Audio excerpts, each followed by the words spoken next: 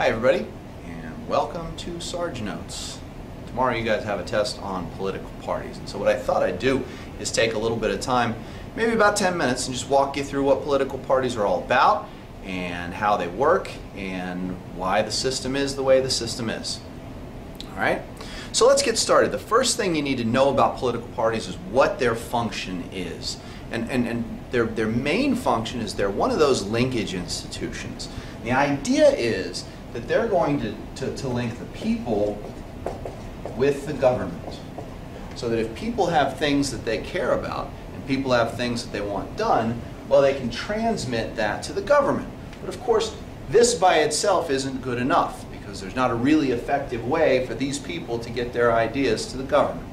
And so we have those linkage institutions that come in here, and political parties are one of those. As you know, probably, the United States is divided into two main political parties. Those are the Republicans and the Democrats. And the Republicans and the Democrats are going to drive what we call the two-party system. Okay? So what are they? What are political parties? Well, the thing that you're going to need to know most is that political parties are organizations that try to change government. Now that can apply to lots of things. That applies to interest groups, that applies to the media, that applies to lots of things. But what makes political parties unique is that they go about trying to change the government by running for office. And so by putting candidates up for office, they try to put in place the policies that they want. So what are the functions of a political party? Like, what do they do and what is their place? Well, one of the most important things that they do is they choose candidates. They're going to be in charge of going through all the people in the United States and finding people who might be very good as potential candidates for office. Okay, so they're going to do that for us. They're also going to give cues to voters. Now this is a tricky concept, because most of us, when we go to vote, we don't know everybody who's running for office. We might know the president, not personally obviously, but we might know who they are. We've seen them on TV. We may or may not know our senators. We may or may not know our representatives, but boy, when it gets lower down than that, very few Americans actually know the candidates who are running for circuit court judge or sheriff or town council or something like that. And so the parties can by endorsing that candidate, say, hey, he's one of us. And so I know that if I vote Democratic, for example, and someone else is, one of these people is running as a Democrat, I can be reasonably assured that they probably believe some of the same, if not most of the same things that I do. Therefore, I can use that to try and make my decision as to who I'm going to vote for. All right? Now the next function of government is one that's a little bit, it's changed over time. That's to run campaigns. A number of years ago, this was very common, that the party would be the one that would run the campaign. But more and more, we're seeing less campaigns centered around a party and an idea than centered around the person themselves. And with the advent of the internet and easier access to information, things like YouTube, there's less campaigning done by the parties and more campaigning done by the individual.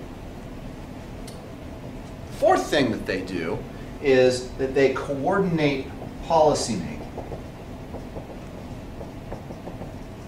Now, when they're working in the legislature, in Congress, it helps to know that Democrats are going to vote with Democrats and Republicans are going to vote with Republicans.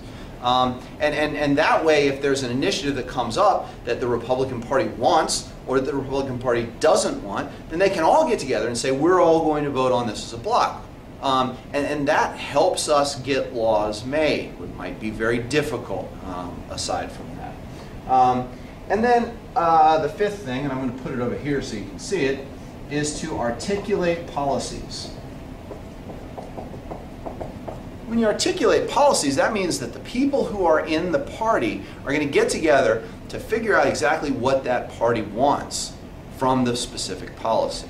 They're going to say, hey, here's how we feel about energy use, or here's how we feel about conflict in Syria and what we should do. And that way they're going to put that out to the people and maybe even help the people coordinate their ideas. So this is what the parties do. Now, we also have to talk about ideology. Because in an ideological world, we have to see where these parties stand. Now, I've shown you before the political spectrum with Republicans on the right and Democrats on the left, and then sort of these independent or moderate voters that sit in the middle. This area out here and this area out here are largely populated by those third parties that you guys all researched and we had a little bit of fun with. And if you sort of look at it, there are very few voters at those edges. But as we get into the left, very few here, and then it kind of goes up. There's a lot of independents, and it kind of goes back down, and then back down into obscurity. And theoretically, Republicans and Democrats are going to populate these areas here ideologically. But the problem is when it comes to elections, that these parties and these candidates know that people who believe things on this spectrum will always vote Republican. They're not going to go over and vote Democrat because that goes against everything they believe. Nor are these people who sit on this part of the political spectrum going to vote for the Republicans. It's just not going to happen. The voters who are going to make the difference in an election are the voters that are in the middle. And so in an election, the Republican candidate and the Democratic candidate tend to move to the center.